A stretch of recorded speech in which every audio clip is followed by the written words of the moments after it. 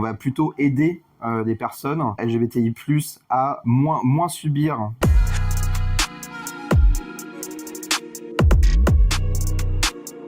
Plus on s'éloigne de Paris, plus on va être dans la non-accès aux droits pour les personnes LGBTI+.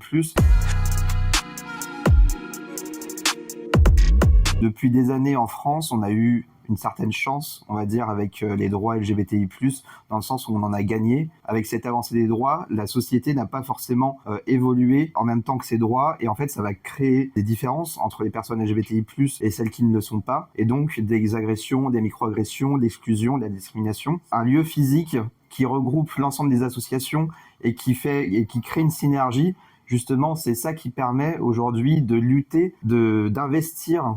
Un lieu physique qui regroupe l'ensemble des associations, qui est ouvert tous les jours de l'année et qui permet d'investir les institutions, discuter avec les rectorats, avec les parquets, les procureurs, la police aussi et la gendarmerie. C'est indispensable si aujourd'hui on veut faire évoluer nos droits. La transidentité et la transphobie, c'est directement lié à l'identité de genre. La transidentité, c'est le fait que l'identité de genre d'une personne ne corresponde pas à son genre de naissance. On va plutôt aider les personnes LGBTI+, à moins subir les discriminations, les exclusions, les micro-agressions, etc. D'accompagner les personnes trans à faire leurs démarches administratives, à faire des démarches juridiques. Aujourd'hui, on ne peut pas changer d'état civil directement en mairie. Il faut aller devant un tribunal. Ce sont des démarches qui sont lourdes. Le centre LGBTQI+ de Paris est ouvert à tout le monde. En fait, on ne pose pas la question de l'orientation sexuelle ou de l'identité de genre lorsque vous passez la porte. C'est aussi ouvert aux parents de personnes LGBTI+, pour les inciter à rejoindre la cause, mais surtout à mieux comprendre leur entourage. Et on a des bénévoles qui ne sont pas LGBTI+, qui aident pour la cause. On a un panel large d'âge, d'orientation sexuelle et d'identité de genre. En fait, je ne connais pas de lieu à Paris qui ait autant d'identité de genre, d'orientation sexuelle, d'âge, etc.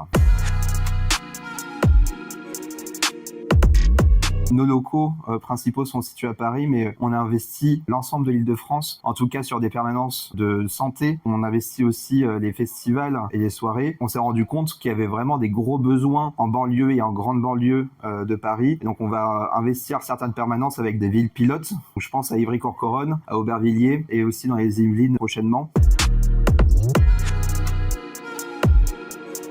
Plus on s'éloigne de Paris, plus on va être dans la non-accès aux droits pour les personnes LGBTI+, dans le non-accès aussi à la vie LGBTI+, parisienne. Je pense que c'est important qu'on investisse l'ensemble des départements d'Île-de-France pour que la communauté LGBTI+, soit représentée